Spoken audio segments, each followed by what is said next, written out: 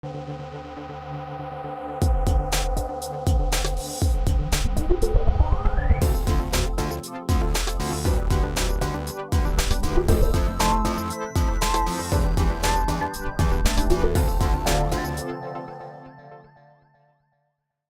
à tous, bonjour à toutes et bienvenue dans Tech24. Au sommaire cette semaine, Paris, capitale du partenariat pour un gouvernement ouvert. Ce 4e sommet mondial vient de refermer ses portes. Mais l'OpenGov est-il un gadget numérique ou un véritable accélérateur de démocratie? On en parle notamment avec notre invité Henri Verdier. Nintendo va faire briller les yeux des nostalgiques avec une réédition mini de sa mythique NES. Guillaume Gerlet du magazine Le Point réveille le rétro gamer qui sommeille en lui. Il nous en dit plus également sur Switch. L'avenir du constructeur de consoles se joue peut-être dans l'hybride. Mais d'abord, le 4e sommet du partenariat pour un gouvernement ouvert vient de se tenir à Paris.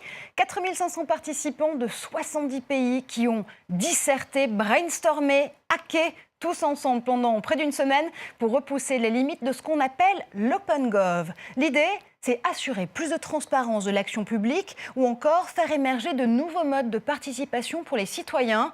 Et pour en parler, on rejoint le Chief Data Officer français. Bonjour Henri Verdier. Bonjour. Alors on fait un peu de franglais dans cette séquence, mais justement, vous êtes l'artisan de cette grande initiative de l'OpenGov. Vous êtes l'homme qui assure l'ouverture des données de l'administration française, entre autres. Alors concrètement, un gouvernement ouvert, ça ressemble à quoi? Un gouvernement ouvert, c'est peut-être le rêve de notre époque. C'est un gouvernement d'abord qui accepte la transparence. Il sait rendre des comptes, il partage ses données. Qui va au-delà de ça, qui accepte aussi la concertation, qui met en débat les lois avec la société civile, qui se laisse critiquer, qui répond aux objections, et tout à la fin, qui accepte la contribution, qui accepte que la société civile sache régler des problèmes, se mobilise, vienne à son secours ou vienne le défier. Et dans le monde entier, il y a des acteurs du changement qui pensent que c'est l'avenir de nos démocraties. Mais concrètement, c'est un vœu pieux ou vraiment c'est une chance pour la démocratie? Parce qu'on imagine que c'est très compliqué à mettre en œuvre. Oui, d'abord, il n'y a pas un programme d'Open Government signé à l'ONU. Il y a des milliers, si ce n'est des millions, d'initiatives locales au Sénégal, aux Philippines, au Brésil, en France, les budgets participatifs de la ville de Paris, la crowdsourcing de la Constitution irlandaise. Il y a des milliers de gens. Le point commun, on sent bien que le modèle d'une démocratie qui délègue le pouvoir une fois tous les 5 ans et qui attend, comme on dit parfois comme dans un distributeur de soda, que l'État délivre des services, ne passe plus. Et les gens disent on sait faire des trucs, on sait faire Wikipédia, on sait faire OpenStreetMap, on est talentueux, on a des idées, on est connecté, on a des outils chez nous. La chose publique, c'est notre chose à tous, on veut s'en mêler. Beaucoup de gens pensent qu'il y a un rapport, on en parle beaucoup en ce moment au sommet de Paris, beaucoup de gens pensent qu'il y a un rapport avec les crises démocratiques qu'on ressent, la défiance, l'abstentionnisme. C'est peut-être aussi des citoyens qui ne se sentent pas engagés dans la chose publique. Alors justement, Henri, vous restez avec nous puisqu'on va faire un tour du monde de ces initiatives en OpenGov avec Guillaume Gerlet. Bonjour Guillaume. Bonjour. Cette volonté justement de faire parler des données, eh bien, elle s'exporte, comme nous le disait Henri, comme au Honduras par exemple. Oui, au Honduras, et Henri Verdier avait raison de parler de la volonté de résoudre des crises parce qu'au Honduras, il y a eu des problèmes de corruption. Et il y a un programme extrêmement intéressant qui s'appelle le Construction Sector Transparency qui vise en fait à rendre public les appels d'offres, mais également les prix, la moyenne des prix par secteur géographique, également les règles pour obtenir des subventions, bref, pour que tous les programmes de construction soient vraiment compris par tout le monde. Et cette transparence, elle n'a pas peur du grand froid. La preuve en Islande, par exemple, avec le tsunami réel que veut incarner le Parti pirate islandais. Oui, et il s'agit notamment de Birgitta Jónsdóttir, qui est proche de Wikileaks, mais surtout leader du Parti pirate, et à qui on a demandé de réfléchir à un nouveau gouvernement. En fait, elle a une réaction de volonté de transparence qui vient après les révélations des Panama Papers. Les Panama Papers qui, vous savez, ont un peu déstabilisé l'ancien gouvernement, qui ont causé le départ de l'ancien Premier ministre Sigmundur David Gunnlaugsson. Donc on voit que les leaders doivent aujourd'hui avoir une conduite exemplaire. Allez, direction Ouagadougou cette fois-ci, au travers de l'opération Open Data Burkina Faso. Ici, on touche à des données extrêmement essentielles, très intéressantes, comme la localisation géographique des points d'eau potable, la quantité d'engrais disponibles, la localisation des stations d'essence et même le nombre de lits dans les hôpitaux. Bref, on est vraiment dans l'essentiel. Allez, on termine avec votre pays favori, l'Estonie. Je sais que vous êtes prêts à prendre votre citoyenneté électronique, mais justement, l'Estonie veut s'imposer comme le champion de l'open data. Oui, alors vous savez que l'Estonie, c'est un peu le grand-père de l'open data, puisqu'ils ont commencé à libérer les données publiques dès 2011. Et puis, vous avez une carte d'identité électronique dans laquelle vous avez vos données de santé, vos données fiscales également. Et il y a une innovation qui est assez intéressante. Vous allez voir quand les services gouvernementaux vont regarder votre profil. Vous allez même pouvoir leur demander de rendre des comptes. Ça inspire énormément de pays, notamment l'Ukraine. Et d'ailleurs, il y a 600 fonctionnaires de Kiev qui vont suivre des cours de e-governance à l'Académie de Tallinn. Henri, ces exemples, ça fait rêver le directeur des systèmes de l'information de l'État que vous êtes? Oui, bien sûr, ils sont très beaux. Ça fait une belle coupe de carottage comme ça dans tout ce qui se passe. Et beaucoup de ces gens-là sont à l'OGP. La réunion que nous avons organisée à Paris pendant 3 jours, c'était aussi pour partager les bonnes pratiques entre ces gens enthousiastes, convaincus et engagés. Ce qui est très frappant d'ailleurs, c'est qu'on voit... Il y a quand même des pays qui sont encore en train de construire l'infrastructure même de l'État, qui ont besoin de savoir où sont leurs écoles, combien de gens sont malades. Et ils utilisent ces techniques pour bâtir des infrastructures. Il y a des pays qui sont en train de solidifier leur démocratie et qui sont en train de travailler la sincérité des élections, la lutte contre la corruption. Et puis, il y a un peu nos vieilles démocraties, dont le problème est peut-être plus de réengager les citoyens et de retisser un lien de confiance entre le politique et la société civile. Alors justement, si l'open governance devient mainstream en France, il y a quand même un bémol, Guillaume. Oui, il y a quelques associations, par exemple la Ligue des droits de l'homme, Regard citoyen, la Quadrature du Net ou également l'April, qui s'inquiètent de certaines zones d'ombre qu'il faudra sans doute éclairer. Alors, ils s'intéressent par exemple au partenariat public-privé dans l'éducation nationale, également à la création du fichier TES, à la nouvelle loi renseignement également. Donc, on voit qu'il y a encore une volonté d'effort et une très forte exigence de ces associations. Henri, un dernier mot avec vous. Ouvrir les données, c'est parfois un chemin de croix? Oui, c'est pas que les données. Là, on veut ouvrir les données, la décision et l'action. Je ne dirais pas un chemin de croix, mais vous savez, c'est des processus de transformation. J'aime bien rappeler que quand on a décidé du suffrage universel, il a fallu un siècle de plus pour inventer l'isoloir. Une démocratie transparente, confiance, collective, une conduite plus collective des affaires publiques, ça demandera aussi de changer de très nombreuses procédures dans l'administration. Et ces procédures qui ne sont pas là pour rien, qui étaient des sécurités à leur époque. Et il y a des gens qui sont attachés et qui sont inquiets ou frileux quand on leur demande de plonger dans Twitter et dans Facebook pour régler des affaires publiques. Donc c'est un processus, il a commencé et personne ne sait ce que nous inventerons dans les années qui viennent.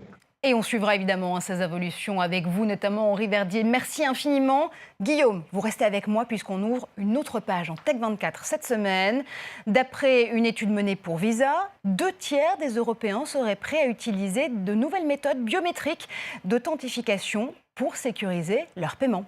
Reconnaissance faciale, vocale ou empreinte digitale, les entreprises du numérique rivalisent d'ingéniosité pour transformer notre corps en mot de passe. Mais quels sont les risques? Reportage tout de suite avec Farah Boucherac et Claire Williams. Pour traverser cette porte de sécurité, il suffit de montrer sa tête. Ce système va équiper l'aéroport d'Amsterdam d'ici 2 ans. Une fois scanné, votre visage peut faire office de passeport et de carte bleue. On utilise son visage comme un moyen de transaction, notamment pour exécuter des paiements, passer la frontière, acheter des choses dans un aéroport, dans un duty-free. Dès l'an prochain, les clients de Mastercard pourront même payer par selfie. On va acheter, disons, des baffles. D'accord. La première chose qu'il me demandera, c'est de confirmer le montant et le commerçant. Donc je vais juste cliquer là-dessus. Et ensuite, il me demande de prendre des photos. Et important, je cligne les yeux pour éviter justement que quelqu'un montre une photo et tout de suite, il me confirme le paiement. Est-ce que vous pouvez nous assurer que c'est fiable à 100%? Donc, rien n'est fiable à 100% malheureusement dans ce monde, mais c'est très fiable. Donc, par rapport aux autres méthodes d'authentification, les mots de passe, c'est beaucoup plus fiable. La panoplie biométrique ne s'arrête pas qu'au visage ou aux empreintes digitales. L'iris, la voix et bientôt l'ADN, les veines, les battements de cœur et même les ondes cérébrales pourront servir à nous authentifier. Mais le consommateur va-t-il suivre ? Je pense que les 2 tiers du monde finiront par payer en utilisant la biométrie. À mon avis, les marchés émergents y viendront plus vite parce qu'ils n'ont pas ces notions de vie privée que nous avons aux États-Unis ou en Europe. Ces technologies qui appartenaient à la science-fiction entrent dans notre quotidien. Mais le film va-t-il tourner au cauchemar? Piratage, espionnage, utilisation abusive de nos données personnelles, certains tirent la sonnette d'alarme. Si ces informations sont collectées, puis transférées dans une base de données, alors bien sûr il y a des raisons de s'inquiéter. Il faut se demander comment et où ces données sont stockées et qui en a l'accès. Alors êtes-vous prêt à transformer votre corps en mot de passe? D'ici 2020, le marché de la biométrie devrait tripler et atteindre 36 milliards d'euros. Et tout de suite, c'est Test 24.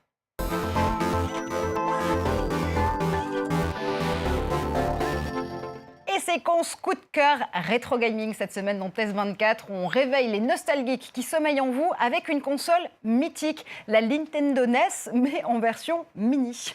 Oui, alors si je vous parle de Super Mario, de Zelda, de Donkey Kong, de Galaga, eh bien ça évoque forcément quelque chose chez vous. C'est un retour vers le passé. En fait, on a une arme ici de nostalgie massive qui est extrêmement légère, ça c'est surprenant, mais la manette qu'on connaissait, et on va pouvoir rejouer même à des jeux comme Pac-Man. Alors, c'est assez rigolo.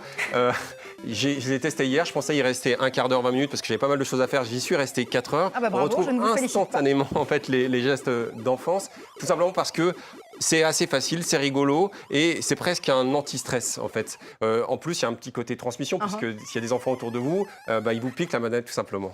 Un anti-stress à 60 € qu'on va forcément retrouver sous le sapin pour les fêtes de fin d'année.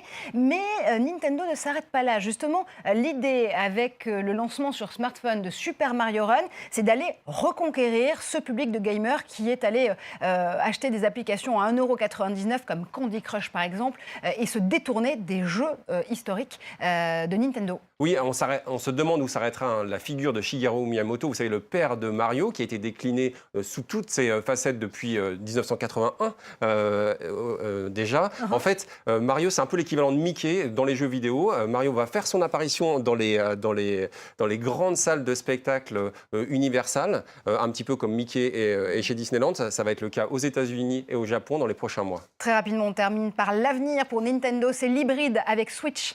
Alors Switch, c'est un peu la console de salon que vous pouvez emporter pour, par exemple, un dîner entre amis. Vous avez juste en fait à la dépluguer, à la repluguer lorsque vous arrivez. On voit que Nintendo est toujours partisan en fait de la Blue Ocean Strategy, c'est-à-dire aller là où on ne l'attend pas. C'est une stratégie qui avait été théorisée par Monsieur Chris Sunshine de l'université de Harvard. Et qu'on vérifiera dans 3 mois si nos informations sont bonnes. Merci infiniment Guillaume. Vous l'avez compris, c'est la fin de cette émission. Merci à vous de l'avoir suivi. On se retrouve sur tous les réseaux sociaux grâce au hashtag Tech24. Je vous dis à très vite en plateau. Nous, on continue à jouer. Voilà.